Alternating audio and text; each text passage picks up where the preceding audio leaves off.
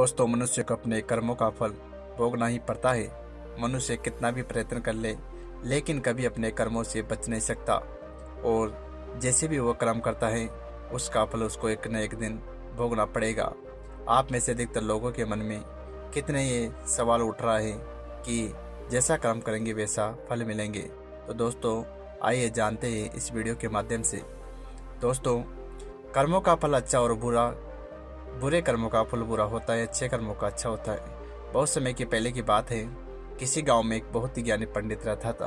वह एक दिन अपने बचपन के दोस्त से मिलने के लिए दूसरे गांव में जा रहा था। उसका जो दोस्त था वो बचपन से ही गूंगा और एक पैर से अपाहिज था। उस पंडित के गांव से उसके दोस्त का घर जो है काफ़ी दूर था। वहां जाने के लिए बीच में बहुत सारे छोटे छोटे गांव पड़ते थे। पंडित जो है रास्ते में अपने धुन में चला जा रहा था। चलते चलते एक दिन अचानक उसकी मुलाकात एक व्यक्ति से होती है। वह उस आदमी से मिलता है।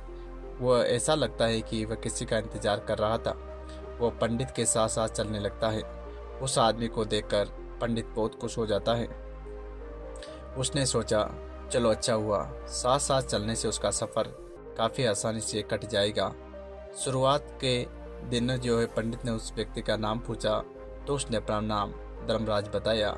पंडित को ये नाम कुछ अजीब और गरीब लगता है, लेकिन उसके नाम के बारे में उसने नहीं पूछा। धीरे धीरे दोनों साथ में चल रहे थे। तभी रास्ते में एक गांव आता है और गांव का प्रवेश आते ही धर्मराज जो है पंडित से कहता है कि मुझे एक काम है, मैं तुमसे आगे मिलता हूँ। पंडित ने कह दिया, चलो कोई बात नहीं है, थोड़ी देर बाद में मिलते हैं। और उस रास्ते में वो आगे चल देता है। उसके बाद उस गांव में खबर फैलती है कि किसी व्यक्ति को सांड ने अपने सींग में फंसाकर मार दिया। जैसे ही सांड ने उस व्यक्ति को मारा, उसके थोड़ी देर बाद में ही धर्मराज जो है पंडित के पास आ जाता है। फिर दोनों धीरे धीरे चलना शुरू कर देते हैं और चलते चलते दूसरे गांव तक पहुंच जाते हैं। वहां पर एक विशाल मंदिर बना हुआ था और आराम करने की सुविधा काफ़ी अच्छी लग रही थी। पंडित के घर का दोस्त अभी वहां से दूर था और रात भी होने वाली थी। पंडित जी ने धर्मराज से कहा कि रात होने को हुई, पूरे दिन चलते चलते थक गए हैं, थोड़ी देर हम यहाँ पर आराम कर लेते हैं क्योंकि भूख भी लग रही है, और भोजन करके यहीं पर विश्राम कर लेते हैं और फिर सुबह होते ही यहाँ से निकल पड़ेंगे। धर्मराज ने कहा, ठीक है, मुझे इस गांव में कुछ ज़रूरी सामान लेने जाना है, तुम आराम कर लो, मैं थोड़ी देर बाद में आता हूँ। कुछ समय बाद ही वहाँ पर कुछ धुआं उठता हुआ दिखाई देता है और देखते ही देखते पूरे गांव में आग लग जाती है। पंडित जी ने सोचा कि ये धर्मराज जहाँ कहीं भी जाता है वहाँ कुछ न कुछ गड़बड़ और अनहोनी जरूर हो जाती है, लेकिन फिर भी पंडित जी ने पूछना उचित नहीं समझा। वे दोनों सो गए। अगली सुबह फिर दोनों यात्रा शुरू कर देते हैं। थोड़ी देर चलने के बाद फिर से गाँव आता है और फिर धर्मराज वही बात दोहराता है कि मुझे कुछ काम है, आप आगे चलिए, मैं थोड़ी देर में आता हूँ।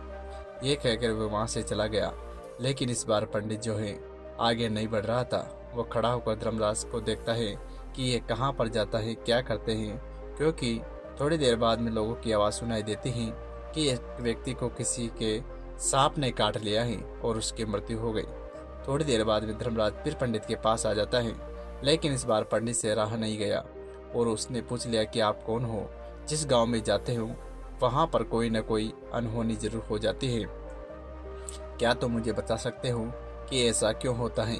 तब धर्मराज ने कहा कि तुम मुझे ज्ञानी पुरुष लग रहे हो, इसलिए ज्ञानियों का साथ बहुत अच्छा होता है, इसलिए मैं आपके साथ हूँ। पंडित ने कहा कि मैं समझ नहीं पा रहा हूँ, लेकिन मेरे अंदर कुछ शंका है, आप मुझे अपना सही परिचय दे दे तो मेरे लिए अच्छा होगा। धर्मराज ने जवाब दिया कि मैं केमदूत हूँ और यमराज जी की आज्ञा से लोगों के प्राण हारने के लिए इस धरती पर आया हूँ। जिसकी उम्र हो चुकी मैं उसके प्राण ले लेता हूँ। यह सुनकर पंडित जी घबरा गए, लेकिन हिम्मत करके कुछ पूछते कि अगर तुम हेमदूत हो तो मुझे बताओ कि अगली मृत्यु किसकी है। धर्मराज ने जवाब दिया कि अगली मृत्यु तुम्हारे उस मित्र की है जिससे मिलने के लिए तुम यहाँ से जा रहे हो, उसकी मृत्यु का कारण तुम ही बनोगे। ये सोचकर पंडित जी सोच में पड़ गए। बोला कि ये हेमदूत हुआ तो इसकी बात सच होगी और मेरे बचपन का जो सबसे अच्छा दोस्त था उसकी मृत्यु हो जाएगी। इससे अच्छा तो यही होगा कि मैं अपने मित्र से ना मिलूं तो अच्छा रहेगा, कम से कम उसकी मृत्यु का कारण जो है मैं नहीं बनूंगा। ये पंडित जी मन में सोच रहे थे लेकिन धर्मराज को पता चल गया और उसने बोला कि तुम्हारे जाने से नियति नहीं बदल जाएगी, तुम्हारे मित्र की मृत्यु तो निश्चित है और अगले कुछ ही पलों में ये जो है घटना होने वाली है। ऐसी बातें सुन करके पंडित जी को झटका लगा, क्योंकि जो यमराज जो था उसके मन की बातें पढ़ रहे थे और एक सामान्य व्यक्ति के लिए संभव नहीं है। अब पंडित को विश्वास हो गया कि ये धर्मराज सचमुच में यमदूत है जो अपने मन की बात को समझा गए। वह घबरा गया कि अपनी मृत्यु का कारण मैं नहीं बनना चाहता, इसलिए पलटकर गांव की तरफ वापस जाने लगा। लेकिन जैसे ही पंडित वापस जाने के लिए मुड़ा, उसने देखा कि उसका मित्र तेजी से उसके पीछे दौड़ते दौड़ते आ रहा है। तो पंडित को उसको देखकर अत्यंत प्रसन्न दिखाई पड़ रहा था। अपने मित्र की गति को देखकर पंडित को लगा कि उसका मित्र काफी देर से उसका पीछा कर रहा है। वो बचपन से ही गूंगा था और एक पैर से लंगड़ा था, इसीलिए ना तो पंडित जी को पीछे से आवाज दे सकता और ना ही पंडित से आगे निकल सकता था। जैसे ही पंडित के पास पहुंचा, अचानक उसकी जमीन पर गिर पड़ा और मृत्यु हो गई। ये देखते ही धर्मराज पंडित जो है धर्मराज की तरफ देखने लगा और पूछना चाह रहा था कि ये कैसे हुआ। तब धर्मराज जी ने बताया कि तुम्हारा मित्र पिछले गांव में ही तुम्हें देख लिया था और वहीं से तुम्हारा पीछा कर रहा था, लेकिन गूंगा और लंगड़ा होने के कारण ये तुम तक नहीं पहुंच पाया और अपनी पूरी ताकत लगाकर तुम तक पहुंचने का प्रयास किया, लेकिन बुढ़ापे में बचपन जैसी ताकत कहाँ होती है, इसलिए जो है दिल का दौरा पड़ने के कारण उनकी मृत्यु हो गई और वो तुमसे मिलने के लिए अपनी सीमाओं को तोड़कर तुम्हारे पीछे भाग रहा था, इसलिए अपने मित्र की मृत्यु का कारण भी तुम ही हो। पंडित को विश्वास हो गया कि यह धर्मराज सच में एक यमदूत है जो जीवों के प्राण हारने के लिए इस धरती पर आए हैं। लेकिन पंडित एक ज्ञानी व्यक्ति था, वह जानता था कि मृत्यु पर किसी का वश नहीं है। एक न एक दिन इस संसार को सबको छोड़कर जाना है और सबकी मृत्यु निश्चित है। लेकिन अचानक ये पंडित के मन में अपनी मृत्यु को जानने की जिज्ञासा प्रकट हुई और उन्होंने पूछ लिया कि मेरी मृत्यु कैसी होगी। कुछ देर के लिए धर्मराज सोचते हैं और बोलते हैं कि रहने दो, क्योंकि जब व्यक्ति अपनी मृत्यु को अपने सामने देखता है तो वह घबरा जाता है और उसमें सोचने समझने की शक्ति नहीं रहती। लेकिन पंडित ने कहा कि तुम मुझे बताओ कि अपनी जो है मेरी मृत्यु कैसे होगी। तो धर्मराज ने बताया कि तुम ज्ञानी हो तो मैं तुमको बता देता हूँ कि तुम्हारी मृत्यु आज से ठीक 6 महीने बाद होगी और दूसरे राज्य में तुम फांसी लगने से तेरी मृत्यु हो जाएगी। तुम खुशी खुशी उस फांसी पर स्वयं चढ़ोगे। यह कहकर धर्मराज वहाँ से चले गए। अब पंडित के पास जो है दूसरा कोई रास्ता न बचा था और अपने मित्र का अंतिम संस्कार करके वो अपने गांव वापस आ गया। लेकिन व्यक्ति जो है ज्ञानी कितना भी न हो, अपनी मृत्यु के बारे में सुनकर थोड़ा दुखी हो जाता है और मृत्यु से बचने के लिए पंडित अपने बचने के नए नए उपाय सोचता है। और पंडित की पहचान राजा तक थी, तो उसने राजा के मंत्रियों से सलाह ली कि मेरी मृत्यु से संबंधित जो है कोई अगर समस्या हो तो उसका समाधान जल्दी ही निकालो, क्योंकि आज से ठीक 6 महीने बाद मेरी मृत्यु हो जाएगी। और उसने सबसे सलाह मांगी। तो राजा ने कहा कि तुम्हारी मृत्यु तो निश्चित है, लेकिन हो सकता है कि हम सब मिलकर इसमें जो है कुछ सहायता करने की कोशिश अवश्य करेंगे जिससे मृत्यु को टाला जा सके। तो मंत्रियों ने राजा को सलाह दी कि पंडित के रहने की सारी व्यवस्था महल में करा दी जाए, जिसके जो है किसी की आज्ञा के बिना पंडित यहाँ से बाहर नहीं जाइए और उसका रहना खाना सब महल में ही करवा दो। लेकिन राजा की कैद में पंडित था, लेकिन उसको मृत्यु का डर जो है खाए जा रहा था। धीरे धीरे महीने गुजरते गए और पंडित की मृत्यु का समय नजदीक आने लगा। मृत्यु के नजदीक आने पर एक रात उस पंडित जो है जल्दी जल्दी सो गया और फिर जल्दी को रात को उठ गया और फिर जल्दी सो गया। वो सोच रहा था कि अगला दिन जल्दी निकल जाए, लेकिन पंडित जी को नींद में चलने की बीमारी थी और खुद इस बीमारी के बारे में नहीं जानता था। तो राजा के मंत्रियों ने और वेद को इस बारे में जानकारी नहीं थी, इसलिए पंडित अपनी मृत्यु को लेकर बहुत ही चिंतित था।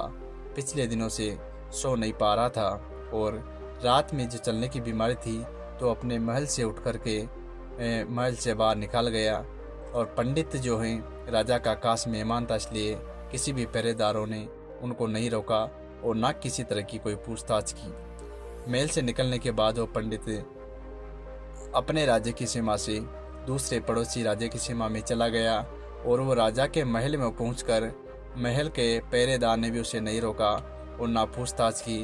वो सीधे राजा के जो हैं राजा रानी जो सो रहे थे उनके महल में जाकर के सो गया और रानी के बगल में सोया हुआ देखा तो राजा बहुत क्रोधित हो गया और पंडित को जो है कैद करने का आदेश दे दिया। पंडित गिरफ्तार तो हो चुका था लेकिन उसके समझ में नहीं पा रहा था कि करे तो क्या करे।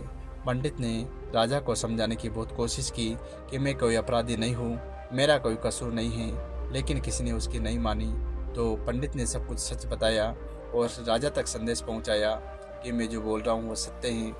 फिर उस थोड़ी देर बाद में राजा के सैनिक वहाँ पर आ पहुँचे और उन्होंने बताया कि जो पंडित कह रहे हैं वह सही कह रहे हैं कि उनको जो है आज उनकी मृत्यु निश्चित है।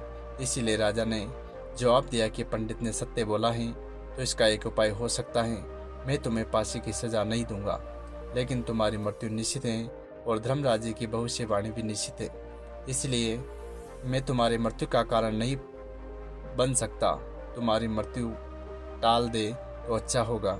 इसलिए राजा ने तुरंत अपने जो हैं सेनापतियों को और अपने जो विश्वस्त जो पंडित हैं उनको बुला करके पूछा कि इसका समाधान कैसे हो सकता है। तब उन्होंने कहा कि महाराज ये उस राज्य का खास मेहमान था तो ये झूठ नहीं बोल रहा है, अब इसका क्या किया जाए। तो राजा ने बताया कि पंडित को फांसी दी जाती है तो मेरे को ब्रह्म हत्या का पाप लगेगा और जो है बहुत बड़ा अनर्थ हो जाएगा, लेकिन मैं अपने वचन को नहीं तोड़ सकता क्योंकि अगर राजा जो है वचन तोड़ दे तो फिर किसी काम का नहीं रहता।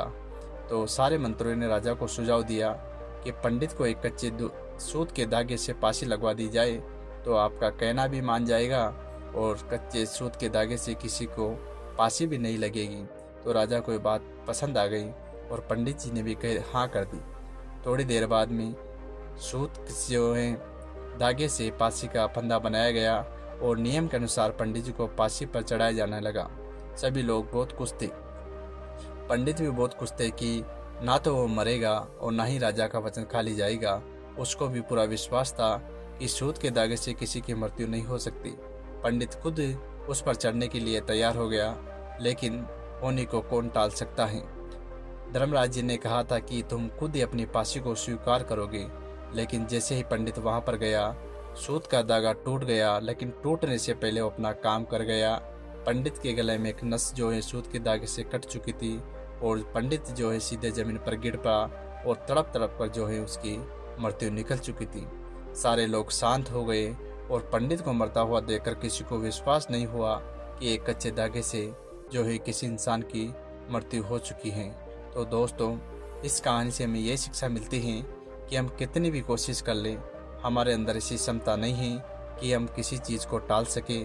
हम जो भी कर रहे हैं उसको वर्तमान में करते रहो, भविष्य की चिंता में ना डूबो, क्योंकि जो होना है वो तो होता रहेगा। इसके चक्कर में आप अपना वर्तमान बर्बाद ना करो और जो अपना एक लक्ष्य है उस लक्ष्य को प्राप्त करने के लिए अपना सब कुछ जो है दांव पर लगा दो। तो दोस्तों, उम्मीद करता हूँ कि आपको ये वीडियो पसंद आई होगी और ऐसे ही वीडियो रोजाना देखने के चैनल को लाइक, शेयर और सब्सक्राइब करना ना भूलें। धन्यवाद।